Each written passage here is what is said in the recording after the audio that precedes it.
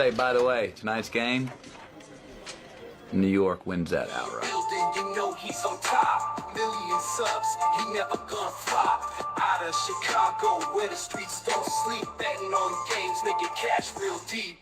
Crystal ball for sports, he knows the lines. He's a sports aficionado, the money he finds. From football to basketball, he's always on point. Predicting winners never disappoints. He's got that hustle, that Chicago vibe. Making moves on the streets, cash on the side. With E, you know it's always a bet. He's the king of the game, never forget.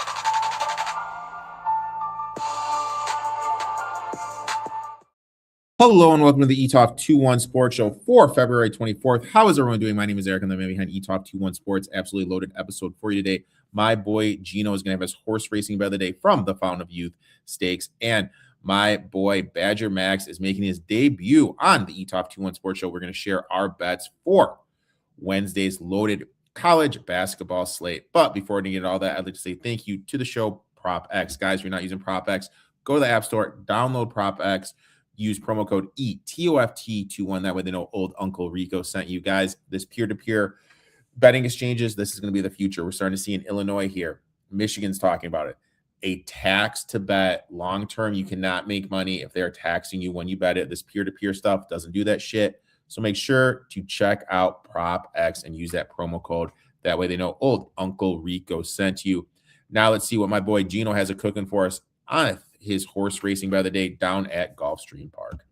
The race coming up this weekend is the Grade 2 Fountain of Youth. It's one of a couple big races, but this one's going to be on Saturday at Gulfstream Park. So let's look at this race. It's going to go as race number 14. We're looking at DRF past performances, and this is actually the Timeform US past performances. This is the projector. I'm actually a big fan of the 4 Commandment. He's 2-1 on the morning line, so he's probably going to be favored. I just think the race is going to set up really well for him again, like it did last time, with a lot of early speed in front of him. So many of these horses want to be close up early. Jackson Hole from the inside. Rocky's Balboa wants to be forwardly placed. I think Napoleon Solo will be in the mix there too. Solitude too, definitely. And then Chief Wallaby doesn't want to be too far out of it. So I'm going to play the 4 Commandment, and at the end of the exotics, if you're playing like pick 4s and pick 5s, this is a horse that I'm going to be fine singling at the end, but I'm also going to use the 6 and play some exactas with Commandment and Chief Wallaby, the 2 of them. So hopefully we can hook those 2 up. I think they'll both get the perfect kind of trip sitting off the pace a little bit. So just keep an eye on the odds, because Commandment will probably end up being something like 7-5 or so. So you may not want to bet that horse individually. Might be a horse that you can play as like your single at the end of the exotics, or along in exactas with the number 6 Chief Wallaby. Best of luck this weekend. Make sure you tune in for the best information in sports from Erik each and every week. Make sure to give my boy Gino a follow at It's Me Gino B. I'll be on drf.com doing some conference previews with him in the next couple of weeks. Now, I am excited to have a first timer to the show. My boy E told me this guy was the master of tennis betting, sharp as hell in college basketball, college football, player props in the NBA. And on top of that, he is Frank Kaminsky's #1 fan. I think he's got a statue of him in his backyard. My boy, Badger Max. Badger Max, how you doing today, my man? Good, can't complain. Just another day in Michigan.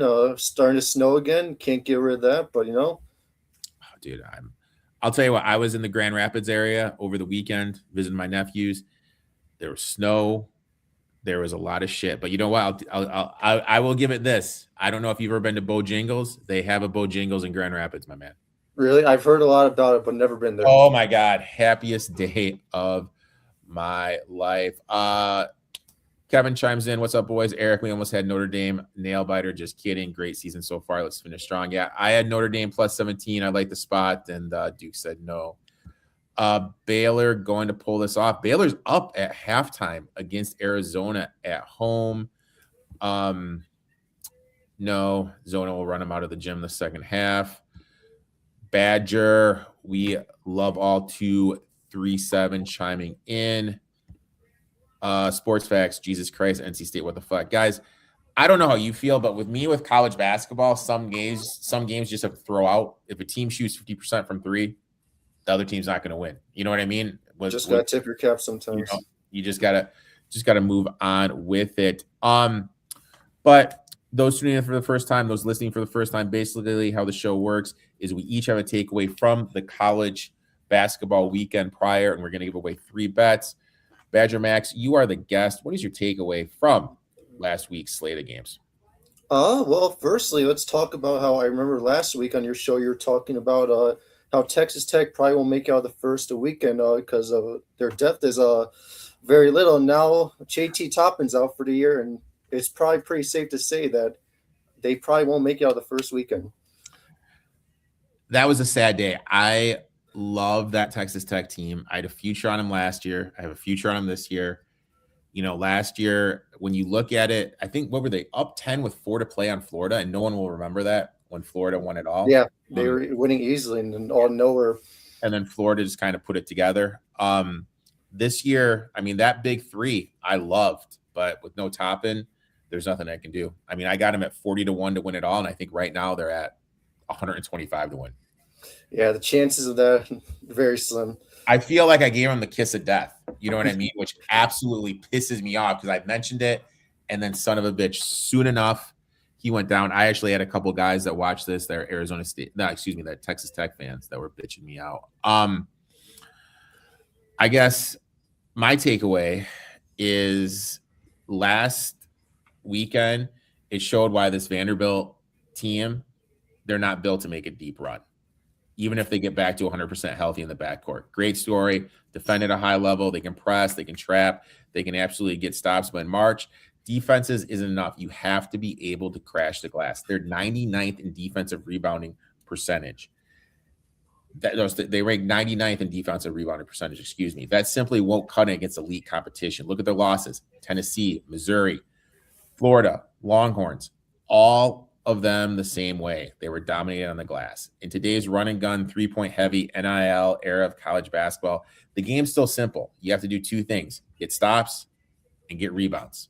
Vandy can get stops. They just can't rebound. On the offensive end, they rank 77th nationally in offensive rebounding percentage. That's just not going to cut it. That means they're limited in second chance opportunities. So when you get in a tournament, tight rims, inflated basketballs, high pressure, those jumpers aren't falling. You better be able to manufacture extra possessions. Right now, Vanderbilt, they just can't rely on it. That's why I don't see them making a deep run. And I'll be honest, give me a St. Mary's. Give me one of those, Big West teams. They're not going to match up just because of the seed line. But a team like that, a team that's a good rebounding team, I am totally fading Vanderbilt when it comes time for March, my man. Definitely, they're a team that if I see them in my region for the first weekend, I'd be very happy. Now, you're a big Badger guy. Like, realistically, you guys beat Michigan State handily. You went into Ann Arbor and won. Yep. You went into Champaign and won. Yep. I mean, what? Okay, how can I word this? Like, what is your? Okay, I'm happy with this. And oh shit, I never thought this was possible. Like, what is you know what I mean? Like, what are your 2 with this team?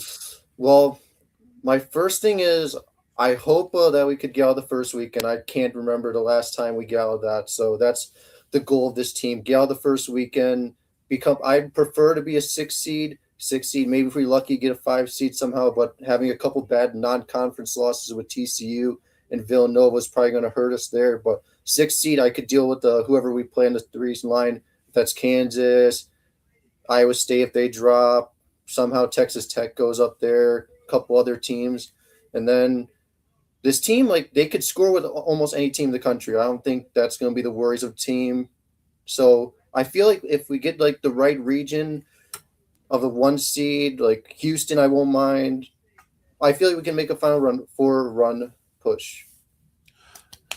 And plus, you have the guard. You have, what's his name, Blackwell? Yeah, John. See, that's who I was about to get into. I feel like he's the X factor. Nick Boyd, he's been an unbelievable transfer we got from San Diego State, and it was at FAU with Dusty May. He's been unbelievable in all these big games. But John Blackwell, who's been really good the last 2 years for us, consistent, but he needs to pick it up because if Nick Boyd has one of those bad games where it's due to happen eventually, he needs to be the player he could be and have a good 20, 25 points. Here we go. Your boy Do you bully this? Do you bully this kid, my man? Badger bullies me. Do you bully this poor kid, dude? I have no idea who this is in the chat. He spoke a crack. Dude, Nice attention seekers. That's why I love YouTube, dude. Boyd, same high school class as Clay Cunningham. Yeah, but that's how it is. In this age of college basketball, there's older guys. That's just the way it is. And Cade's winning the MVP. So, we can't really hate on that. Before we get into betting, I do want you to talk about your Discord.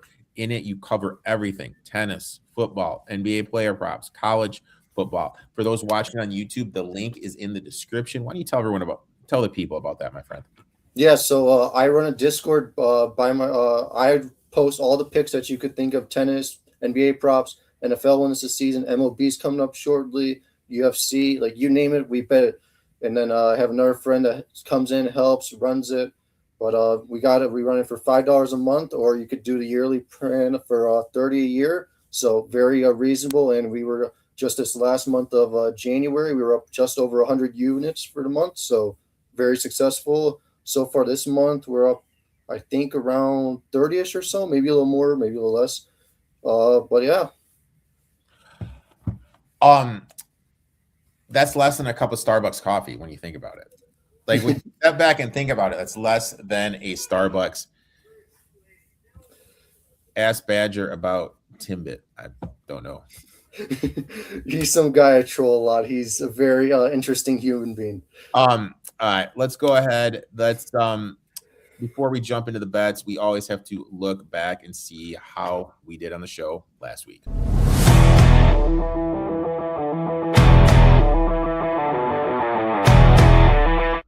3-3 on the show last week, with myself hitting Missouri plus 4.5, Maryland plus 8.5, and Butler plus 6.5.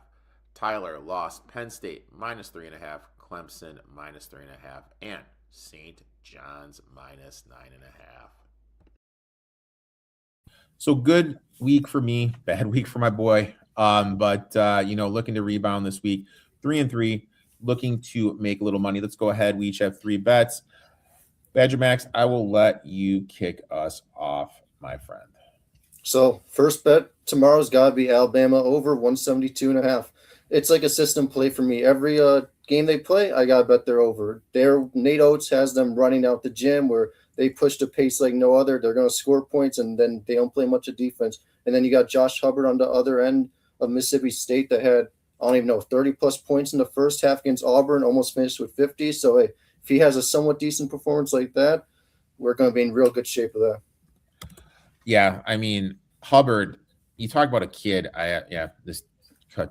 Hubbard is a stud. I mean, this kid can straight out play. I think Mississippi State has that guy that can get a bucket, and Alabama just chuck threes, get to the rim, and I totally agree with him. I think this is going to be a high-scoring thing. And guys, get on this one early. I'm looking right now. Some shops is starting to tick up, so make sure you get on this one early. Badger and these overs, man, dude. Dylan chiming in, dude. Next bet, my friend. My first bet. I am going down to the SEC. I'm going to take Texas A&M here plus 7.5. First off, I really like the spot here to fade Arkansas. They're coming off a big win over the rival Missouri, but up next they have a tough matchup against 7th-ranked Florida, a team they're chasing for the SEC regular season title. To me, letdown spot. Looking at Arkansas's recent numbers, their last 5 games, we have seen them shoot an insane 40% from 3. We all know that kind of pace isn't sustainable, so they're due for some regression, almost guaranteed. On the flip side, opponents have been struggling from deep against Arkansas, hitting 28% from deep in that same time span. So you got an Arkansas team that's due for some shooting regression, and their opponents are likely due for some positive shooting regression. That factors in here, especially when you look at the style of Buckyball. I think this is kind of a game where we're going to see some shots start to fall against Arkansas. Texas A&M fits that bill perfectly. They average the 9th most threes per game, ranked 41st nationally in three-point shooting percentage. The matchup is there for them to take advantage of Arkansas's regression. On the glass, Texas A&M holds a clear advantage. They are a better rebounding team overall. And when we zoom into the last month, Arkansas ranks 330th nationally in rebounding, A&M is 73rd offensive rebounding. This tells me the Aggies will get some second chance opportunities, which will be critical. Both teams have similar turnover margin, plus 2.8, but Texas A&M forces more turnovers per game than Arkansas, 13.8 to 11.7. This higher volume can disrupt Arkansas's elite offensive efficiency, which sits fourth in the nation. On the offensive side, Texas A&M isn't overmatched. 121.6 adjusted offense, which is 36 nationally. I think this lines up well against an Arkansas defense, which is solid but not elite. And finally, I say it on all my streams and my podcast, Texas A&M is a team we bet as a dog, fade as a favorite. They're 6-2 against the spread as an underdog this season. And at plus 7.5, I think this is just way too much. So give me the Texas A&M Aggies plus 7.5. Next bet, my friend. You got to sprinkle the money line too, right, with Texas A&M? I am always going to have a little sprinkle on the money line, my friend. All right, next bet, UConn money line over St. John's, and then Florida money line. Pretty simple play. UConn, if you watch the first game where they played St. John's like really probably shouldn't have won that game. They got a lot of bounces to go their way. That's basketball. Got a nice whistle. In MSG, where Rick Pitino, pretty sure passed or had some kind of milestone that game. Yeah. UConn is like they have full stars. You got Braylon Mullins, Solo Ball, Terrace Reed, and then just a very good team, well-rounded. They're a team I feel like that can make easily a second weekend push where they could compete with some of the Arizonas, Houstons, maybe Duke, and then U of M. And then you got Florida.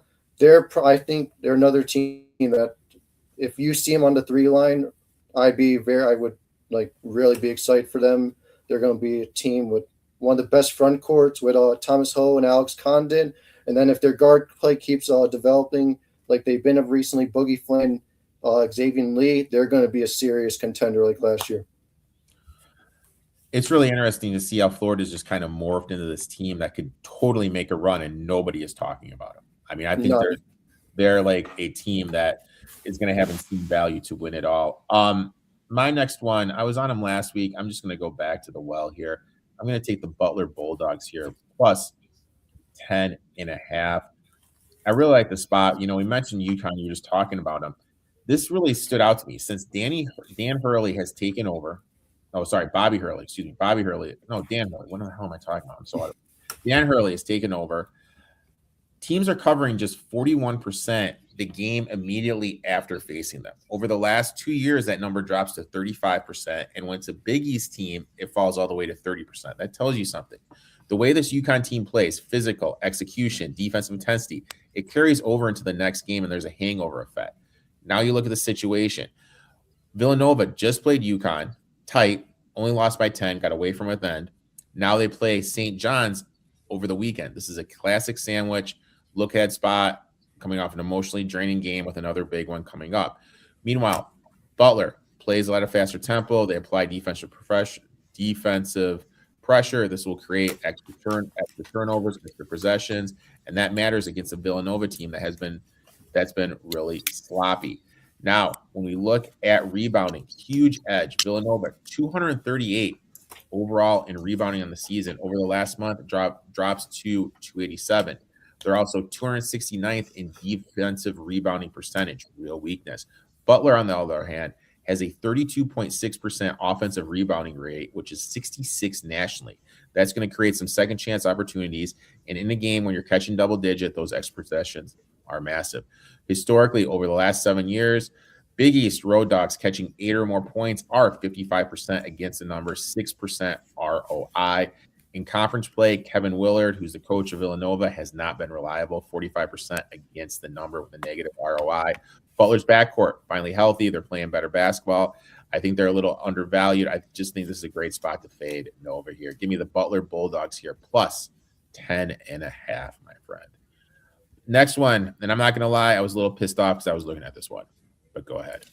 We got San Diego State money line. A nice get-back spot. They lost to Utah State less than a month ago or so by a couple points, but this is a good spot. Gone back at home. Got Butcher as their coach, one of the best defensive-minded coaches, I'd say, all around the country. They're beating Utah State by +3 on the turnover margin, so and then they're a top 20 defensive efficiency according to Ken Pond. And that's who I had to win the Mountain West before the year. Kind of disappointing where they've been this year, but you got an 18-18 that's probably on the bubble-ish, maybe just looking out where this would be a nice win to have for them. I mean, the Mountain West, I always love my Mountain West boys, but unfortunately, I really think this is just going to be a one bid team. I mean, I think Utah State has to win it to get in. And I mean, that's it. I mean, if they don't win it, I don't think there's a world they get into the dance. So highly doubt it, yeah. Fortunately, I think it's a one bid league. My last and final one, I am staying in Big East country. I'm taking New Mexico's former coach, Richard Pitino, with the Xavier Mustangs plus 6.5. Call me old fashioned. I love fading Kim English as a favorite. Covering just 41% of the time with a negative 22% ROI. On the flip side, Xavier as a dog this season, 10-6. They've been competitive in this role, and that matters when you're catching nearly a touchdown in conference play. Now, when we look at the Friars over the last month, extremely sloppy with the basketball, averaging 19.2 turnovers per game. Really hard to trust a team to win with margin when they're giving away this many possessions. Sloppy teams are volatile teams, and volatility, I can't even speak today, favors the dog. Defensively, Xavier is elite. Their adjusted defense efficiency is 103.6, top 10 nationally. That travels defense keeps them inside the number. Here's another key thing. Xavier is 6-1 straight up in their last 7 against Providence. Also, I think Trey Carroll creates a huge matchup issue. His size, his versatility. He can step out, knock it from 3. He can create off the dribble. He can facilitate. He can get in the post. I don't feel that Providence has anyone that can match up with him. Over the last 5 games, opponents have shot just 27% from 3 against Providence. Extremely low. That screams positive shooting aggression coming. Xavier is a solid 3-point shooting team, averaging 10 makes per game, ranks 56 nationally, and they're shooting 37% from deep on the season. If that regression hits, it's going to benefit the Mustangs. Another angle I like fading teams that won their previous game on the road as a dog and then coming home as the favorite. That's exactly what Providence just did. They just went to DePaul as a 3-point dog, won. Now they're laying points, tough turnaround spot. Now, when you got 2 teams near the bottom of the conference standings, I'm always going to lean the dog, especially when you have a coach I don't like in Kim English. I'm going to take the Xavier Mustangs here plus 6.5, my friend. What do we think? Kim English is on the hot seat with the St. John's? He's done. He is done. You know, he's done, dude. He is absolutely. There's no way he could be the coach. He should have been gone last year, dude. Kim English should have been gone last year. So some of these comments, man, I don't even know what they're saying, dude. Hey, I don't know what you got going on in your comment section today, but do you have a site? Badger Max, I'd like to thank you for taking time out of your schedule, coming on, talking a little shop. When you tell everyone where they can find you on social media, you know, if they want to get in touch with you about your products and betting, what they have to do, my friend. Well, I have a couple quick questions for you, if you don't mind, before we get going. No, go ahead, dude. Go ahead. All right. Friend. So I know for myself, you know, you like to take the plus 6.5s and everything. A lot of people say take their vitamins and everything. I'm not a big vitamins guy. I rather, like, for example, today we had Dayton money line. They easily beat St. Louis. Whereas, like, I rather just play the money line, take like the plus 140, 130, whatever, and then avoid the fouling and all the drama at the end. Why do you take your points? I always take the points and I always sprinkle a little bit on the money line because I want to make sure like I get some sort of profit. I mean, the guy, like I was talking to you beforehand, I was at the Soaring Eagle Casino when I shouldn't have been. I met this guy, and this guy kind of took me under his wing, taught me a lot about betting. And his main thing that he taught to me was you want to put yourself in a position to make money. So I'm always going to have a bigger bet on the points than have a smaller bet on the money line. It's just the way I've always done it. My boy David, who does a lot of stuff with me, he's completely in the same mindset as you are. He was always going to play the money line.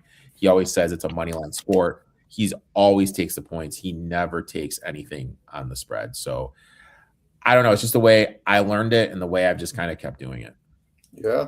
And then one more last thing. We got March is pretty much starting next week. Now, we already got some coaches going in their prime form. Like you see Kelvin Sampson to Houston, they're starting to fall apart. And they had last year, they had a good run where they probably should have won a national championship, but another late Houston choke.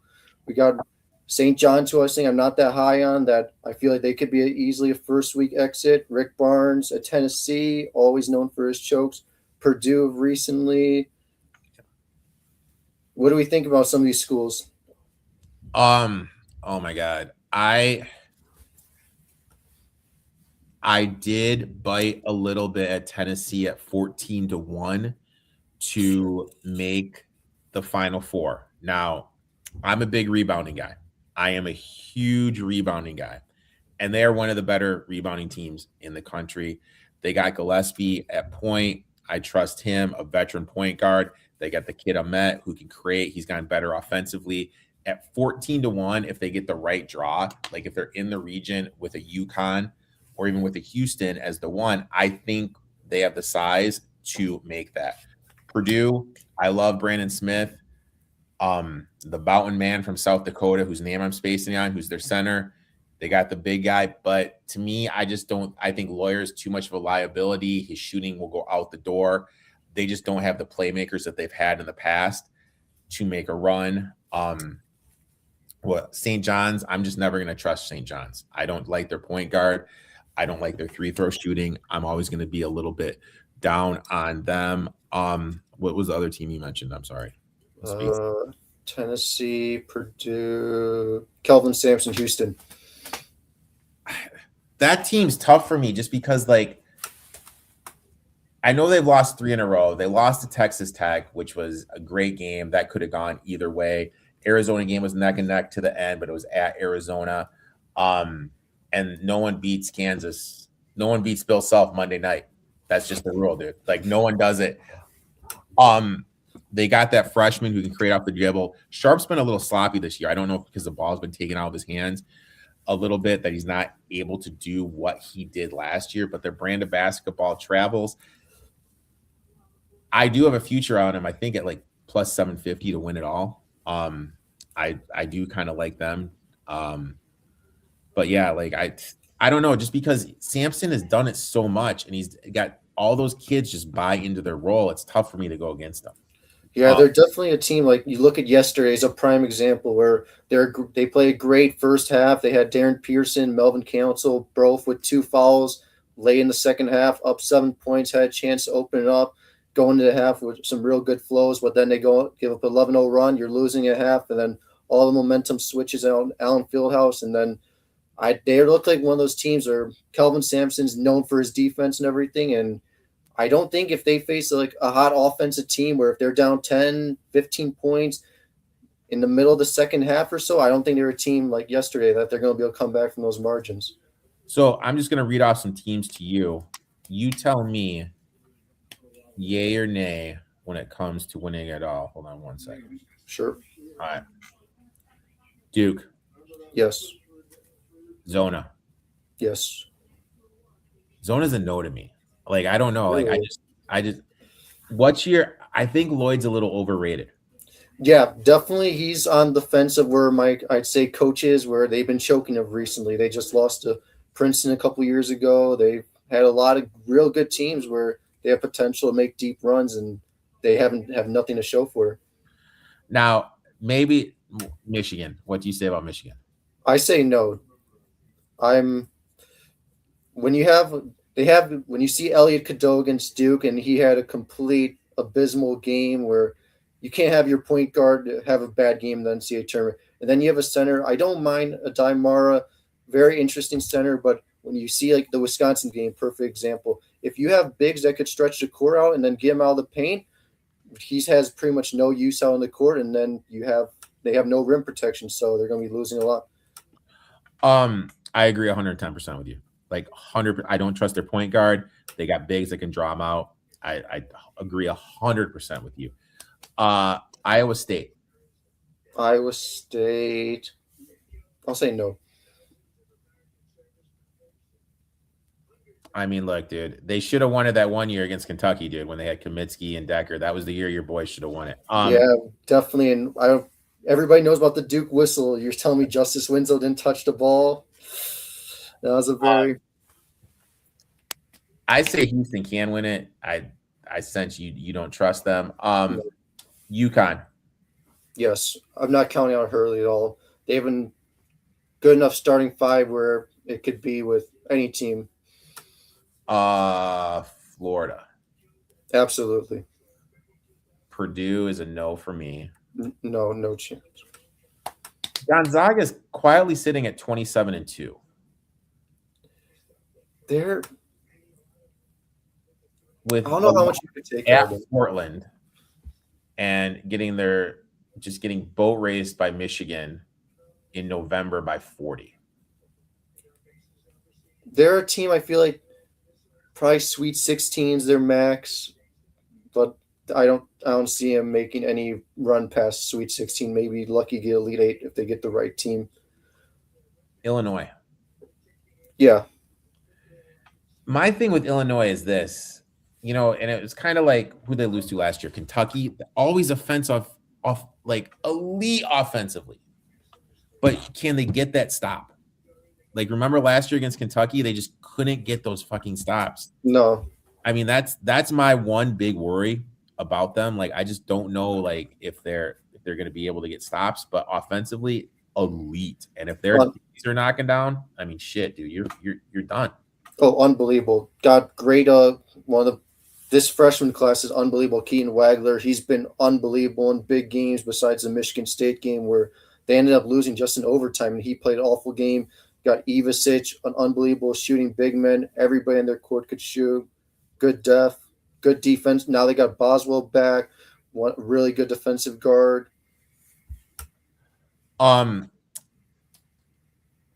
Virginia. No, absolutely. They'll be. I'll say they're going to be a first weekend out. Oh, so you think they get okay? I'm not a fan of them at all. All right. This is a team I'm not a fan of. Nebraska. Yeah, same.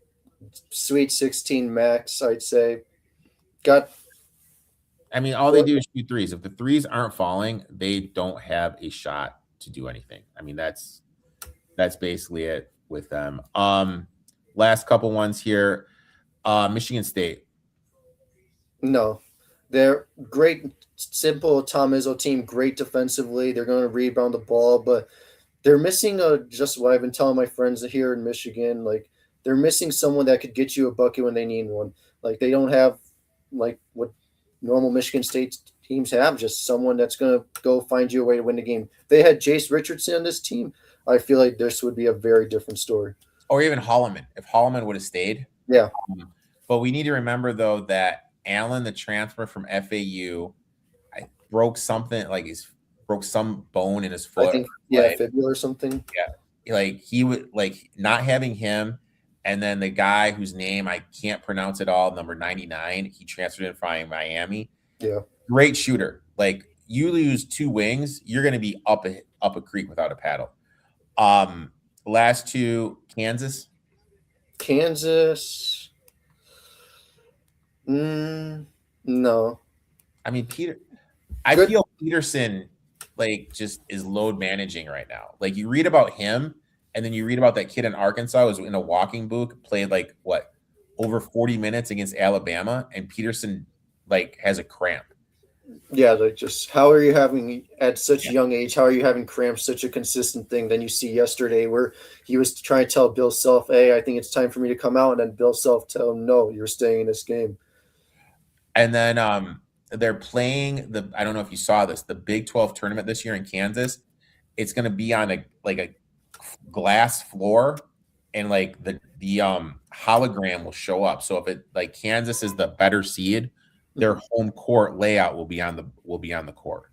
Oh wow, I didn't hear about that. Home court team.